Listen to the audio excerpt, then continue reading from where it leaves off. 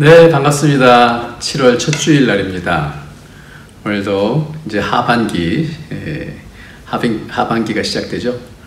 우리 다 같이 일어나셔서 하나님 앞에 기쁨으로 이 하반기 하나님의 은혜 가운데 하나님을 잘 섬기고 이 땅에 하나님 나라 세울 수 있도록 우리 다 같이 묵상하며 기도하며 예배드리겠습니다.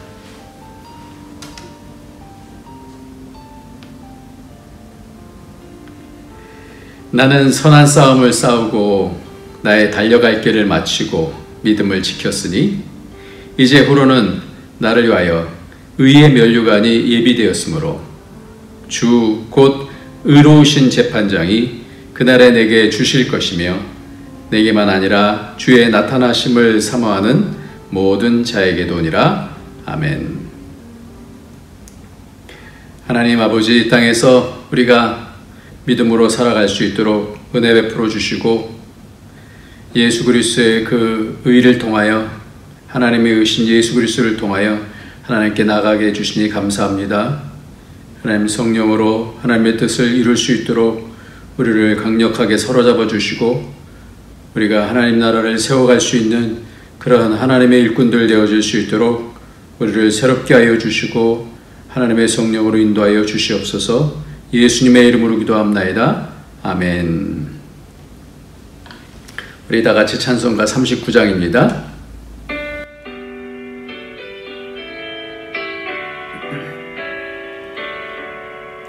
주내를 바르러 모인 성도들 저 크신 뜻 깨닫게 하옵소서. 내 고통의 멍에를 다 벗게 되니 날 구속하신 이름 찬양하리. 주 우리를 곁에서 인도하시니 그 거룩한 나라가 이루어지네. 저 마귀와 싸워서 늘 승리하니 큰 영광 주께 돌려 찬양하리. 주 우리의 방패와 창검 되시니 나 승리의 주님을 따릅니다. 큰 환난을 당할 때 늘 도우시니 승전가 높이 불러 찬양하리. 아멘.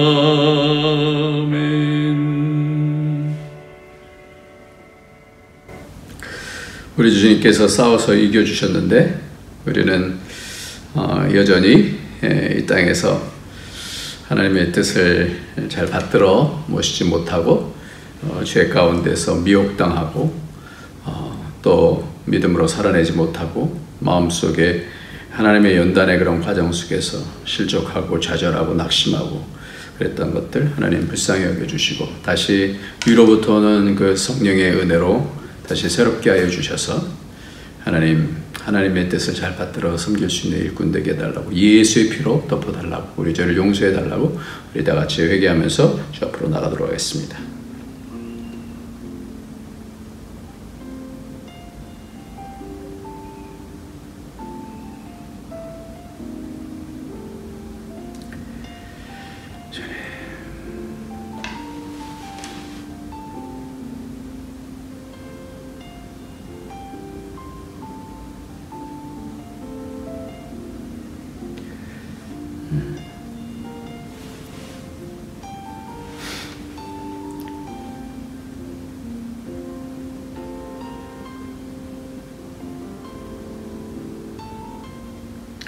존귀하신 주님, 주님께서 우리에게 베풀어 주시는 은혜가 큰데 하나님 여러 가지로 마음이 눌리고 또 담대하지 못하고 또 하나님의 뜻을 받들지 못했던 죄악들 좀 용서해 주시기를 원합니다. 또한 하나님 아버지 이 땅에서 상처받고 또 힘들어하며 여러 가지로 참 낙심되었던 것들 하나님께서 이 시간에 우리에게 찾아와서 성령으로 위로해 주시고 회복시켜 주시고 하나님의 뜻을 따라갈 수 있도록 도와주시기를 원합니다. 특별히 우리의 모든 죄악들을 통하여서 사단이 공격할 텐데 하나님 아버지 그 모든 사단이 공격하는 것들 예수 그리스도의 보혈의 피를 덮어주셔서 우리로 자유하게 하시고 이기게 하시고 그 정죄 가운데 이기게 하여 주시고 다시 힘을 내서 우리의 영이 우리의 혼이 다시 살아나서 하나님과 기뻐하며 하나님의 뜻을 따를 수 있도록 새힘 허락하여 주시기를 원합니다. 하나님 아버지 우리의 죄를 용서해 주시는 우리 주님의 그 거룩하심을 통하여 우리도 거룩해질 수 있도록 축복하여 주옵소서. 성령님 우리를 다스려 주시옵소서. 성령님 이 땅 가운데서 여러 가지 아버지의 상황 속에서 위로부터 오는 지혜로 잘 분별하게 하여 주셔서 하나님 이것이 하늘에서부터 온 것인지 하나님 세상적이고 마귀적인 것인지 잘 알게 하여 주시고 겸손하게 하나님 뜻 받들 수 있도록 하나님 우리의 삶을 인도하여 주옵소서. 예수님의 이름으로 기도합나이다. 아멘. 오늘 하나님 말씀은 누가복음 18장 말씀이 되겠습니다. 누가복음 18장 말씀입니다. 누가복음 18장 지난주까지 17장 마무리했고요. 18장 이어서 합니다. 18장 1절부터 8절까지 말씀을 같이 읽도록 하겠습니다. 시작. 예수께서 그들에게 항상 기도하고 낙심하지 말아야 할 것을 비유로 말씀하여 이르시되 어떤 도시에 하나님을 두려워하지 않고 사람을 무시하는 한 재판장이 있는데 그 도시에 한 과부가 있어 자주 그에게 가서 내 원수에 대한 나의 원한을 풀어주소서 하되 그가 얼마 동안 듣지 아니하다가 후에 속으로 생각하되 내가 하나님을 두려워하지 않고 사람을 무시하나 이 과부가 나를 번거롭게 하니 내가 그 원한을 풀어주리라. 그렇지 않으면 늘 와서 나를 괴롭게 하리라 하였느니라. 주께서 또 이르시되 불의한 재판장이 말한 것을 들으라. 하물며 하나님께서 그 밤낮 부르짖는 택하신 자들의 원한을 풀어주지 아니하시겠느냐? 그들에게 오래 참으시겠느냐? 내가 너에게 이르노니 속히 그 원한을 풀어주시리라. 그러나 인자가 올 때 세상에서 믿음을 보겠느냐 하시니라. 아멘.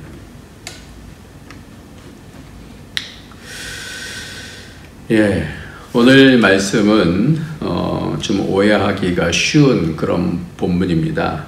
특별히 오늘 말씀을 통해서 어떤 한 과부가 마음속에 여러 가지 원한이 있는데 그것을 재판장에 가서 그 재판장은 하나님을 두려워하지도 않고 사람을 무시하는 재판장이었는데 불구하고 자꾸만 가서 번거롭게 하니까 그 재판장이 생각하기에 들어줘야 되겠다. 너무 번거롭다.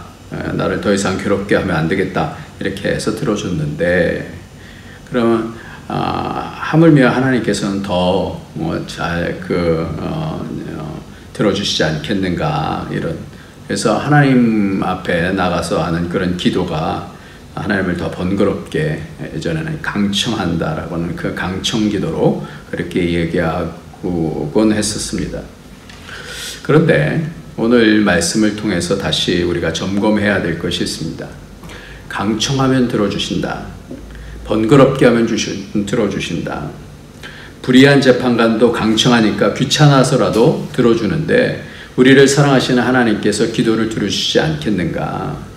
그러니까 하나님을 번거롭게 해드리고 자꾸만 찾아와서 괴롭게 해드리자. 이걸까요? 하나님을 번거롭게 해드리자. 자꾸만 찾아와서 하나님을 번거롭게 해드리자. 그래서 내가 원하는 것들을 하나님으로부터 하나님께서 어떻게 해서든지 내가 원하는 것을 받아야 되겠다. 그런 건가요? 그렇게 되면 하나님께서 불의한 재판과보다 더 낫지 않으시냐라는 해석이 됩니다. 하나님께서 불의한 재판장하고 비교가 되는 거예요. 하나님께서 하나님을 불의한 재판장과 비교한다는 것은 그것이 말이 안 되잖아요. 주님께서 하나님을 불의한 재판장하고 비교를 지금 하시냐 이거예요. 그 말이 안 되는 거죠. 그러니까 주님께서 그렇게 불의한 재판장하고 비교해서 하나님께서 그런 재판장, 그게 비교가 안 되는 거잖아요. 하나님하고 어떻게 불의한 재판장하고 비교를 하겠습니까? 이 말씀은 자칫 오해하기 쉬운데요. 다른 종교처럼 열심히 하면 들어주신다, 지성이면 감천이다로 가게 되면 다른 종교와 다를 바가 없어요. 열심히 땡깡 피워서, 자녀가 부모한테 땡깡 피워서 어떻게 해서든지 받아내야 되겠다, 이런 것으로 가게 되어지면 이 본의를 상실하는 것이 될 수가 있어요. 이것이 우리가 오늘 말씀 가운데서 가장 중심은 하나님은 의로우시다라는 거예요. 이 재판장은 불의한데 하나님은 의로우시다라는 거예요. 그러니까 여기에 방점이 있어야 되는 거예요. 그러니까 내가 강청하면 들어준다가 아니라 하나님은 불의한 재판장인데 하나님은 의로우신 재판장이라는 거예요. 이게 무슨 뜻일까? 이 재판장은 우리가 계속 봐온 세 가지 관계에 있어서 이 사람은 다 불의한 재판장이었어요. 그래서 성경에서 두 차례나 말씀하시죠. 2절 한번 읽어보겠습니다. 이르시되 어떤 도시에 하나님을 두려워하지 않고 사람을 무시하는 한 재판장이 있는데, 이렇게 말씀하고 있죠. 그리고 4절 가운데서도 내가 하나님을 두려워하지 않고 사람을 무시하나 라고 본인도 그렇게 얘기를 하고 있다는 거예요. 이렇게 관계에서 다 깨져 있는 사람이, 믿음이다라는 것은 뭐라 그랬어요? 관계라고 그랬어요. 관계가 연결되는 것이 믿음이라고 그러는데, 이 사람은 다 어떻게 해요? 불의라는 것은 뭐냐면 관계의 핵심들이 다 깨져 있는 사람이라는 거예요. 그러니까 왜 이렇게 관계에서 깨졌는가? 그 이유는 이 사람은 헤롯이나 로마에 의해서 그렇게 재판장으로 세워진 사람이에요. 그러니까 이 사람의 마음속에서는 그 헤롯과 로마에 잘 보이기 위해서 돈을 많이 투자를 했기 때문에 자신의 이익에만 먼 그런 재판장인 거예요. 그러니까 돈이에요, 돈. 자기에게 유익이 있으면 어떤 상황이어도 상관이 없다라는 거예요. 그렇기 때문에 하나님과 관계와 사람의 관계, 또 물질과의 관계에서 의롭지 못한 재판장이에요. 불의한 재판장이라고 성경은 말씀하고 있죠. 이 불의라는 것이 바로 그거거든요. 관계에서 의롭지 못하다라는 거예요. 그러면 관계에서 의롭지 못한데 어떻게 재판을 할 수 있냐라는 거예요. 재판을. 이렇게 불의한 재판장이지만 한 과부가 계속해서 찾아가면서 내 원수에 대한 원한을 풀어주소서 하면서 또 찾아가고 또 찾아가니까 그가 재판장의 기준은 정의인데, 그것에 대한 기준이 아닌 번거롭게 한다라고 하는 그런 기준을 잡았다는 거예요. 잘 보셔야 돼요. 재판장은 뭘 기준으로 판단을 해요? 정의를 가지고 판단을 해야죠. 기준이 있잖아요. 그런데 번거롭게 하는 것이 기준이 됐다라는 거예요, 이 사람은. 내가 그 원한을 번거롭게 하니까 내가 그 원한을 풀어주리라 라고 얘기합니다. 또한 그 원한을 들어주지 않으면 나를 괴롭게 하리라. 다 뭐예요? 여기 있어요. 그러니까 기준이 나에게 피곤해, 나에게 유익이 되는가, 나에게 불편을 주는가, 이것이 이 불의한 재판장에는 기준이 자기에게 있는 거예요. 자기의 유익에 있는 거예요. 의롭지가 못해요. 물질에 있어서 의롭지 못하고 관계에 있어서도 의롭지 못한, 어떤 판단을 할 때, 어떤 기준이 있을 때 그것이 자신에게 유익이 되면 그것이 의롭다라고 생각하는 사람이에요. 그러니까 주님께서 말씀하시는 거예요. 불의한 재판장, 의로 판단해야 되는 재판장이 그 의를 잡지 못하고 판단하며 말하는 것을 들으라 라고 6절에서 말씀하고 있어요. 주께서 또 이르시되 불의한 재판장이 말한 것을 들으라, 이렇게 말씀합니다. 율법은 어떻게 말하나요? 율법은 더욱이 정의를 말하고 있어요. 출애굽기 23장 2절부터 8절까지 말씀을 보면 다수를 따라서 악을 행하지 말며 송사를 다수를 따라서 부당한 증언을 하지 말며 그랬어요. 다수, 많은 사람들이 이것이 옳아요 그러면 판단의 기준이 흔들리기 시작하는 거예요. 이것이 옳은가 이렇게 생각하는 거예요. 3절에서는 더 그래요. 가난한 자의 송사라고 해서 편벽되이 두둔하지 말라. 가난한 자를 긍휼히 여기면 저 사람 의롭다라고 판단을 사람들이 해줄 거 아니에요? 그렇게 하지 말라는 거예요. 6절에 6절 7절 보면 너는 가난한 자의 송사라고 정의를 굽게 하지 말며 거짓 일을 멀리하고 무지한 자와 의로운 자를 죽이지 말라. 나는 악인을 의롭다 하지 아니하겠노라. 너는 뇌물을 받지 말라. 뇌물은 밝은 자의 눈을 어둡게 하고 의로운 자의 말을 굽게 하느니라. 의예요. 이 판단은, 재판은 의를 가지고 하는 거거든요. 무엇이 옳은가라는 것이 바로 판단의 기준이잖아요. 그런데 이 기준이 자기 마음에, 가난한 자에 대한 어떤 안타까움이 마음에 앞서서, 자기 의지요, 이것도 앞서서 그 기준인 정의를 잃어버리지 말라라고 하는 그런 말씀이에요.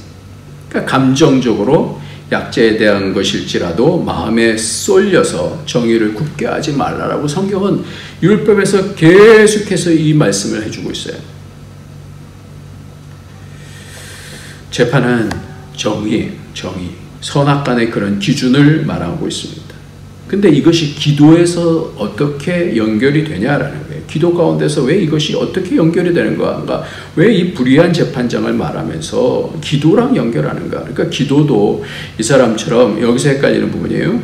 이 과부처럼 또 찾아가고 또 찾아가고 또 찾아가는 것, 그래서 괴롭게 하라, 이 말씀을 하는 것일까요? 그러면 하나님은 이 기도를 드릴 때 마치 기도가 재판과 같이 그렇게 지금 말씀하고 있어요. 하나님께서 들으실 때는 그냥 다 받아주신다라는 게 아니에요. 우리가 자녀가 뭘 요청할 때도 이것이 맞는지 틀린지를 보잖아요. 이 아이가 이것을 원하는데 이것이 맞는지, 이것이 이 아이에게 합당한지 그렇지 않은지에 대한 부분을 판단하잖아요. 악한 것을 달라고 그러면 줄 수 없지 않습니까? 나쁜 것을 달라고 그러면 줄 수 없지 않습니까? 그러니까 재판장은, 아니 기도를 들으시는 하나님은 재판장과 같아요. 그 자녀가 뭘 달라고 그러면 그것을 판단한다라는 거예요. 판단. 그래서 기도가 마치 이 재판장에 가는 것 같이 하는데 뭘 기준으로 그 기도를 들어주시겠냐라는 거예요. 그러면 그 기준이 땡깡 피우면 들어준다. 그런 자녀가 어떻게 되겠어요? 점점 땡깡을 필 거 아니에요. 우리가 재판장에 가서 구하는 것처럼 내 원한에 집중을 하게 되어줍니다. 우리는 이것이 너무나 중요하잖아요. 본인은 본인 생각밖에 못 하잖아요. 아, 내가 이것이 있어야 돼요. 내가 억울해요. 막 그렇게 되잖아요. 그러면서 이것을 얘기해야 되죠. 그러나 그 얘기만 듣고 판단하지 않잖아요. 상대방의 얘기도 들어야 그것이 균형감을 갖고 있는 판단이 될 거 아니겠습니까? 기도를 할 때도 마찬가지예요. 기도를 할 때 하나님의 의를 붙잡고 할 때가 많은가? 아니면 내 의를 붙잡고 기도할 때가 많은가? 예전에 어떤 학생이 있었어요. 이 학생이 하나님 앞에 좀 실망하고 삐진 적이 있어요. 하나님은 내 기도만 하면 왜 안 들어주시는지 모르겠어요. 뭐 이렇게 했었어요. 그러더니 자기가 점점 이 기도를 하는데 안 들어주신다. 기도를 하는데 안 들어주신다. 이게 사무쳐진 거예요. 그러니까 실족하게 돼서 교회를 안 나오더라고요.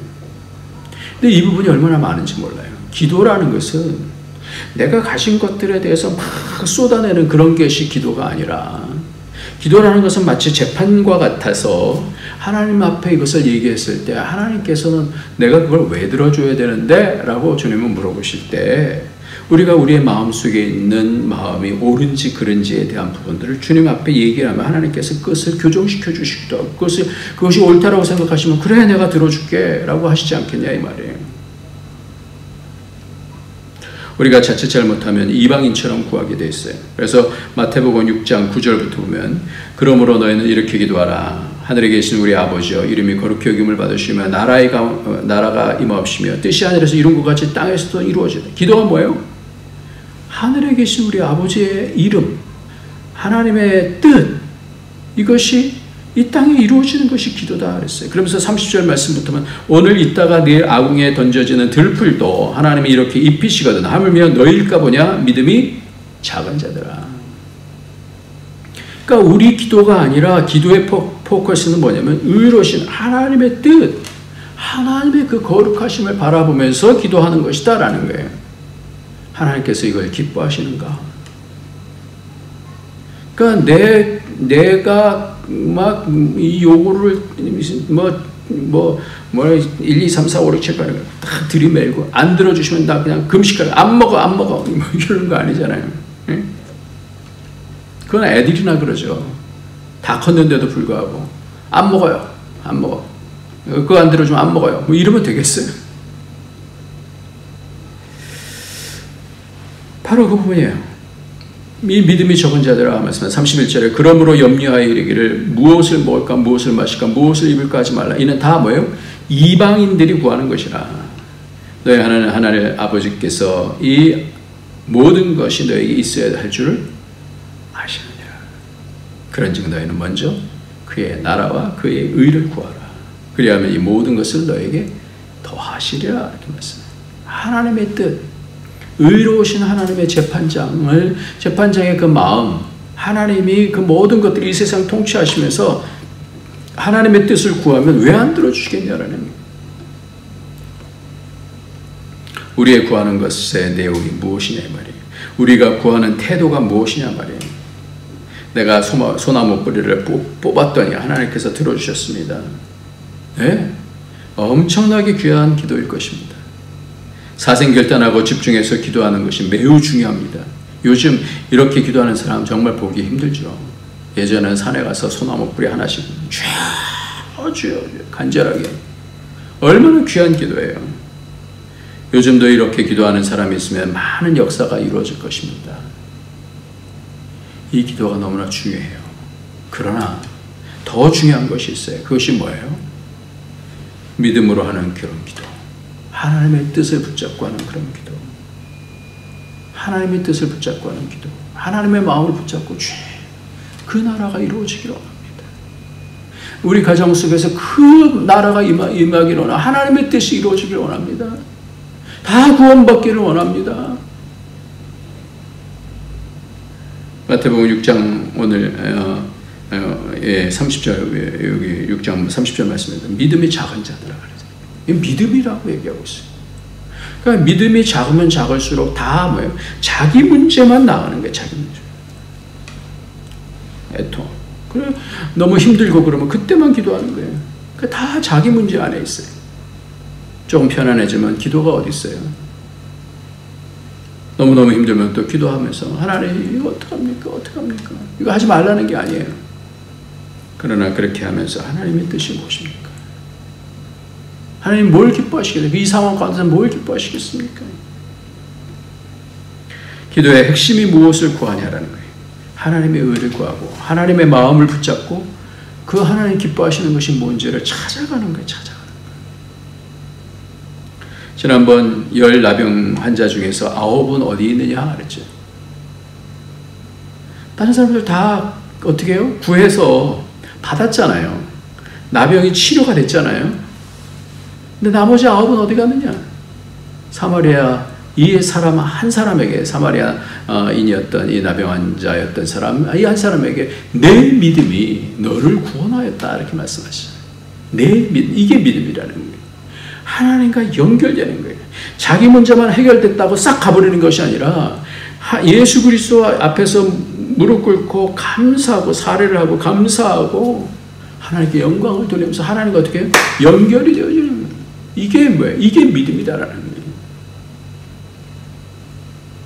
바로 믿음은 주님과 연결되는 겁니다. 주님과 상관성이 있습니다. 주님이 전부십니다. 주님이 아버지십니다. 그래야 기도가 응답이 돼도, 기도 응답돼서 할렐루야 빠이빠이 이게 아니라 기도가 응답됨을 통해서 더 하나님이 이걸 원하셨구나, 이걸 더 알아가는 거 아니겠어요? 세상의 의사도 완전할 수 없는 난이도가 높은 샴쌍둥이 뭐 이런 것을 수술한 의사가 있다라고 한번 해봅시다. 그럼 그 부모가 어떻게 하겠습니까? 아이고 감사합니다. 그리고 빠이빠이 하겠습니까? 그 의사와 깊은 마음의 공유가 있지 않겠어요? 너무 감사합니다. 아이가 자랄 때마다 이 쌍둥이가 딱 붙어있는 것이 삼쌍둥이인데 이 삼쌍둥이가 완전히 여기 뇌를 통해서 이렇게 딱 붙어있어요. 이렇게. 근데 그거를 잘 분리해갖고 이 삶을 살게 한 거예요. 어떻게 하겠어요? 이 의사가 생명의 은인 거죠. 아이들이 자랄 때마다 얼마나 마음이 기쁘겠어요. 또 연락하고 또 감사합니다. 이것이 성경에서 말씀하시는 믿음, 관계가 확실해지는 이야기. 관계가 확실해지는. 그러니까 이 재판장은 다 틀렸어요. 하나님과 관계, 사람의 관계, 물질과의 관계가 다 의롭지 못해요. 근데 이러한 모든 어그러져 있던 그런 관계들이 다시 어떻게 해요? 회복이 되어지는 거예요. 하나님의 관계가 회복이 되어지고 하나님의 뜻을 알게 되어지고 사람과의 관계도 회복이 되어지죠. 올바른 정의를 가지고 사람을 대하니까 물질의 관계도 물질을 위해서 사는 것이 아니라 하나님 나라를 세우기 위한 물질로 세워지는 거예요. 그렇지 않으면 다 내 중심이 되어집니다. 믿음은 관계예요. 나이아가라 폭포에 밑에 폭포가 막 근데 그 가운데 줄 타는 사람이 있어요. 줄을 매달아 놓고 왔다 갔다 하는데 사람들이 그걸 탈 수 있지. 그러니까 이 사람이 왔다 갔다 하다가 누구 내 등에 탈 사람이 있습니까? 지금 나오십시오. 내 등에 타고 내가 여기를 갔다 왔다 할 수 있으니까 내 등에 좀 타십시오. 막 그 전에 박수를 쳤던 사람이 한 명도 안 나오는 거예요. 근데 나중에 누가 한 명이 딱 나왔어요. 그래서 그 등에 딱 탔어요. 그래서 촥 갔다가 타고 오니까 너무 막 박수를 치는 거예요. 그 등에 탄 사람이 누굴까요? 그 아들이었어요. 그것이 믿음이에요. 신뢰라는 거예요. 진짜 신뢰는 이거예요. 하나님의 의가 나를 살린다라고 하는 그 생사의 그런 과정 속에서 하나님을 완전 신뢰하는 거예요. 하나님이 하십니다. 김하중 대사님이 250명을 기도하면서 목사님, 전에 우리 교회가 어렸을 때 목사님을 위해서 제일 첫 번 기도하는 거 아십니까? 그런 적이 있었어요. 그분은 250명을 기도하는데 2시간 반 동안 아침마다 이렇게 기도하는데 사랑하는 사람 이름을 불러서 기도하는데 그냥 이 사람의 상황들을 다 모르잖아요. 어떻게 다 알겠어요. 기도하면서 하나님 마음을 주셔요. 그 사람을 위해서 기도할 때 마음속에 아픔이 있다든가 그 사람의 어려움에 대한 그런 마음을 하나님께서 마음을 흘려보내주시는 거예요. 그 마음, 그 하나님의 의를 붙잡고 기도하는 거예요. 하나님. 그래서 하나님 그 사람에게 어떠한 마음을 어떠한 위로의 메시지를 주면 좋겠습니까? 계속해서 그 사람을 위해서 집중해서 기도해요. 그리고 나머지 사람도 기도하다 또 딱 걸리면 그 사람을 위해서 또 기도하고 그것이 하나님의 의를 붙들고 자기 생각을 내려놓고 하나님의 인도함으로 순종하고 행동하고 그 나라와 그 의를 구하기 위해서 하는 거예요. 성령께서 인도하시는 기도가 되어지는 거예요. 기도라는 건 그래요. 내가 얼마나 미사여구를 잘해서 좋은 내용을 가지고 하느냐 이게 아니고요. 그리고 잘 기도하는 거 많죠. 그러나 얼마나 뜨겁게 기도하고 다 있죠. 그러나 정말 중요한 것은 하나님의 성령으로부터 하나님의 마음을 받아서 그 마음 주신 것을 가지고 기도하는 거예요. 그래서 맨 마지막 오늘 본문 가운데서 이렇게 말씀하잖아요. 그러나 인자가 올 때에 세상에서 믿음을 보겠느냐 그랬어요. 믿음에 대한 부분이에요. 이게 강청에서 들어졌다 이게 아니고요. 참되신 의로우신 재판장이신 하나님의 마음을 잘 붙잡고 기도하는 그것이 바로 믿음이다. 근데 점점 안 보인다라는 거예요. 다 자기만을 위해서 살아요. 점점 시대가 가면 갈수록 하나님에 대한 의를 붙들고 나라를 위한 의도 마찬가지고요. 국가를 위해서 나라를 위해서 그런 것이 있는데 점점 시대가 가면 갈수록 어떻게 해요? 자기에게 대한 것밖에 남지 않잖아요. 그래서 디모데후서 3장 1절부터 보면 너는 이것을 알라 말세에 고통하는 때가 이르러 사람들이 자기를 사랑하며 돈을 사랑하며 자랑하며 교만하며 비방하며 부모를 거역하며 감사하지 아니하며 거룩하지 아니하며 무정하며 원통을 풀지 아니하며 모함하며 절제하지 못하며 사나우며 선한 것을 좋아하지 아니하며 배신하며 어떻게 조급하고 자만하며 쾌락을 사랑하기를 하나님 사랑보다 더하며 경건의 모양을 쓰나 경건의 능력은 부인하니 이 같은 자들에게서 내가 돌아서라 그래요. 자기를 사랑하고 자기를 돈을 사랑하고 자랑하며 교만하며 다 하면 자기예요. 자기. 감사치 않냐. 말세는 다 자기중심적인 삶이에요. 자기중심적인 기도를 하게 된다는 말씀이에요. 그러니까 땡깡을 피워서라도 이게 이제 먹혀 들어가는 그런 기도가 되는 거예요. 이것마저도 안 하니까 이제 문제긴 한데 정말 중요한 거는 우리의 기도가 단계를 알아야 되잖아요. 땡깡을 피다가도 어렸을 땐 땡깡 피는 것이 되지만 자랐는데도 불구하고 땡깡 피워보십시오. 그럼 그건 나쁜 자식이죠.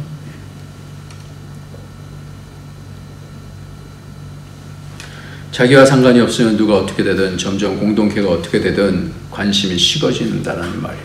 그러니까 하나님의 의를 따라서 사는 거. 그 공동체가 하나님 나라의 의가 세워지고 가정에 하나님 나라의 의가 세워지는지가 더 중요한데 내게 뭐가 유익이 있나? 내가 조금 좀 뭐 실수 좀 누가 뭔가 그 유익에서 좀 벗어나게 되면 저 사람 때문에 그러면서 비방하게 되고 그러면 안 된다는 거죠. 믿음의 사람은 어떻게 되겠는가? 믿음의 사람은 자기의 어떠함도 물론 살피겠습니다만 하나님의 관계, 하나님께서 사람을 보시는 그 시각으로 보는 사람과의 그런 관계, 늘 하나님의 의의가 있어요. 하나님께서 만드신 주인으로서 그 시각으로 보는 물질과의 그런 관계를 통해서 점점 훈련된 사람이 바로 믿음의 사람이라는 거예요. 믿음은 뭐예요? 의의, 하나님의 의의와 상관이 있어요. 그렇게 훈련되어야 어떤 상황 속에서도 믿음으로 이길 수 있는 사람이 되는 것입니다. 그런 모습으로 살아갈 때, 그런 모습을 자녀들에게 보일 때, 그 자녀들의 믿음에 어떻게 심령 속에 그 믿음이 새겨지는, 각인이 되어져요. 말씀의 믿음을 보겠느냐? 보시겠다라는 거죠. 그 믿음을 보고 싶다라는 말씀이에요. 이것이 말세를 사는 우리를 보시면서 하시는 말씀인 것으로 그렇게 이해가 되어집니다. 믿음은 하나님을 어떻게 기쁘시게 할까? 그 하나님의 마음의 핵심을 알고 나를 이겨나가는 거예요. 전에 어떤 형제가 있었습니다. 아까 말씀드렸어요. 하나님께 기도를 했는데 왜 내 기도는 잘 안 들어주셨는지 모르겠다. 그러니까 이 부분을 모르면 점점 실족하기가 쉬워요. 그래서 우리가 17장에서 실족하는 것이 가장 큰 화로다. 그 용서하는 것, 또 믿음으로 삐지지 않는 것, 충성하는 것, 이게 다 뭐예요? 내 기준으로는 가당치 않은 말씀이에요. 다 뭐예요? 하나님의 기준이 있기 때문에 용서할 수 있고 실족하지 않을 수 있는 거예요. 하나님의 기준을 보니까, 하나님의 의를 보니까. 그래서 오늘 처음 말씀이 예수께서 1절 말씀에 그들에게 항상 기도하고 낙심하지 말아야 할 것을 비유로 말씀하여, 기도하고 어떻게 낙심하지 않을 수 있는가? 나 그러면 낙심할 수밖에 없어요. 실족할 수밖에 없어요. 낙심하지 말아야 할 것은 하나님의 기준이 있다는 것을 믿는 거예요. 믿음으로 그 일을 따라서 가다 보면 우리를 연단시켜 주시고 어떤 상황 속에도 세상에서 감당치 못하는 그런 믿음이 되는 줄 믿습니다. 그래서 요한복음 15장 7절 말씀에 너희가 내 안에 거하고 내 말이 너희 안에 거하면 무엇이든지 원하는 대로 구하라 그러면 이루리라. 이게 기도의 이게 대표적인 그런 구절이죠. 너희가 내 안에 거하고 내 말이 너희 안에 거하면 하나님의 뜻이 내 마음에 거하면 무엇이든지 원하는 대로 구하라. 그러면 이루리라. 말씀을 마치겠습니다. 젊은 선교사 존 하이드라고 하는 선교사가 열정에 불타서 인도로 향하고 배를 탔습니다. 근데 친구로부터 한 통의 편지를 받았어요. 사랑하는 존, 자네가 성령 충만하게 될 때까지 자네를 위해 기도를 쉬지 않겠네. 편지를 읽고 하이드는 격분했어요. 남은 생애를 바쳐 인도에 복음을 전하고자 하는 자기를 감히 성령 충만하지 않다라고 본 것이 불쾌했었어요. 그래서 그는 그 편지를 구석에 던져버렸습니다. 그런데 시간이 지나면서 하이드는 자꾸만 더 불편해졌어요. 갈수록 친구의 말이 맞다는 확신이 들었고 자신의 삶의 고질적인 죄악과 불경한 태도가 떠올라 괴로웠습니다. 결국 하이드는 하나님 앞에 납작 엎드렸어요. 하나님께 매달려 간절히 기도하던 하이드는 성령님의 자기를 죄에서 자유케 하시고 인도하여 하나님의 일에 써주실 것에 대한 확신을 가지게 되었습니다. 그리고 그 순간부터 성령 안에 행하는 삶이 무엇인지를 깨닫게 되어졌습니다. 성령님은 하이드에게 그리스도를 모르는 이들에게 대한 깊은 긍휼을 주셨어요. 그는 평생 인도의 척박한 오지 마을들을 순회하면서 영혼 구원을 위해서 힘썼습니다. 그는 전도하러 가기 전에 먼저 불신 영혼을 위해서 여러 날 철야와 금식의 눈물로 기도했습니다. 그런 뒤에 마을을 순회하며 가난한 자들을 보며 자신의 옷을 벗어주고 그들의 험한 음식을 같이 먹으며 들판에서 천막을 치고 자는 가운데 구령 사업에 매진했습니다. 그의 기도로 성령의 임재를 확인하지 못하거나 성령의 감동이 없으면 말씀을 전하지 않았고, 녹슬어 버려지기보다는 기도로 달아 없어지게 해달라고 기도를 했습니다. 그는 하루에 한 영혼 그리스도께 인도하는 특권을 달라고 기도했고, 그 결과 한 해 동안 하이드의 인도로 그리스도께 삶을 드린 사람이 366명이나 365명, 1년이면 365일인데 366명이 넘었다. 그러한 담대한 증거와 신실한 기도로 몇 년 후에는 하루에 5명이 이상의 하나님을 믿게 됐다. 이렇게 말씀하고 있어요. 오늘도 우리가 많이 세상을 살면서 힘들고 지치지만, 그러나 하나님은 이 모든 과정을 통해서 우리로 영광스럽게 의로우신 하나님께서 판단해 주실 거예요. 이때 믿음으로 살아내는 게 중요합니다. 믿음으로 의로우신 하나님 앞에서 살아내며 믿음으로 기도해서 하나님께서 기뻐하시는 저와 여러분의 삶이 되어지길, 믿음이 되어지길 예수님의 이름으로 축원합니다. 기도하겠습니다. 할렐루야. 하나님 아버지 감사합니다. 우리에게 믿음 주셔서 감사합니다. 이 믿음을 통하여 하나님의 의를 붙들게 하여 주시고 끝까지 의로우신 하나님 앞에서 우리의 삶을 묵묵히 지나가며 낙심하지 아니하고 끝까지 하나님 앞에서 살아낼 수 있도록 축복하여 주시고, 우리의 기도가 그렇게 하나님의 뜻을 바라보는 기도가 될 수 있도록 축복하여 주옵소서. 예수님의 이름으로 기도합니다. 아멘. 우리 찬송 부르시겠습니다. 찬송가 370장입니다.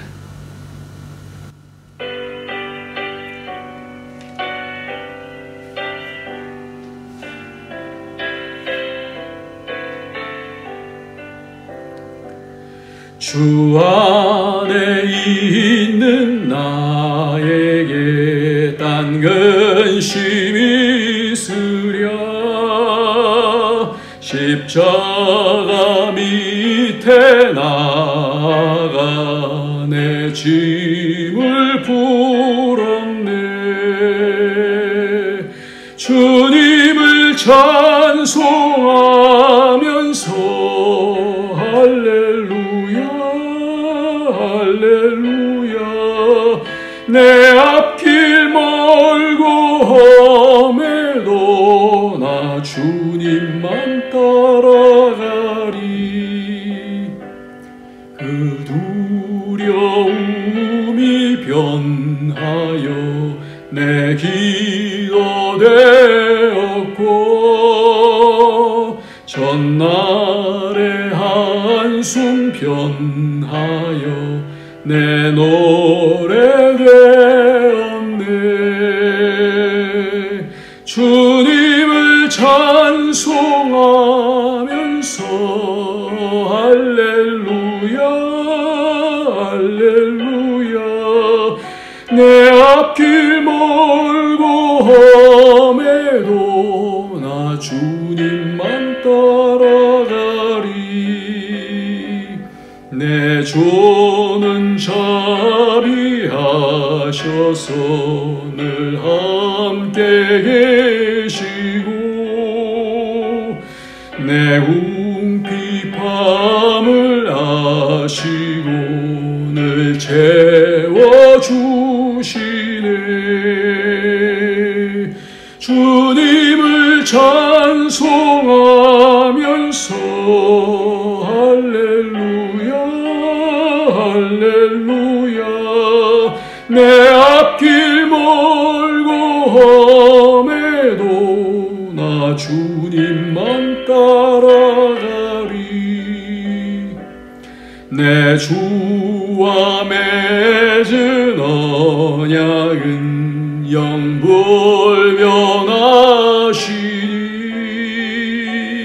그 나라가기까지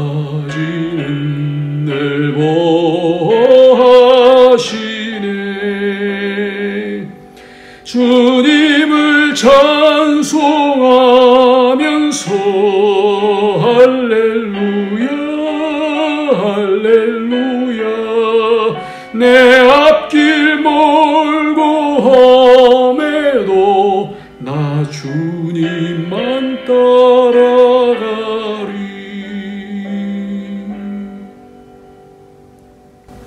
주님 감사합니다. 주님과 동행할 수 있는 삶 되게 해주셔서 감사합니다. 이제 치료를 시작하는데 하나님 축복하여 주시고 하나님의 영광을 아는 자가 될 수 있도록 도와주시고 하나님 나라를 잘 세워갈 수 있도록 우리를 쓰임받게 해주시옵소서. 오늘도 예물 드린 거 하나님께서 기뻐하여 주신 줄 믿사오니 믿음으로 드려지게 하여 주시고 우리의 삶의 헌신이 우리의 삶의 행동들이 다 믿음으로 되어질 수 있도록 하나님께서 옳다 하시는 그런 삶이 되어질 수 있도록 축복하여 주옵소서. 우리의 여러 가지 연약한 형제들을 하나님께서 붙잡아 주시고 아픈 형제자매들을 하나님께서 치료하여 주셔서 깨끗이 낫게 하여 주시고 더 힘내서 주의 나라 세울 수 있도록 하나님께서 기회를 허락하여 주시옵소서. 감사함으로 예수님의 이름으로 축복하며 기도합나이다. 아멘.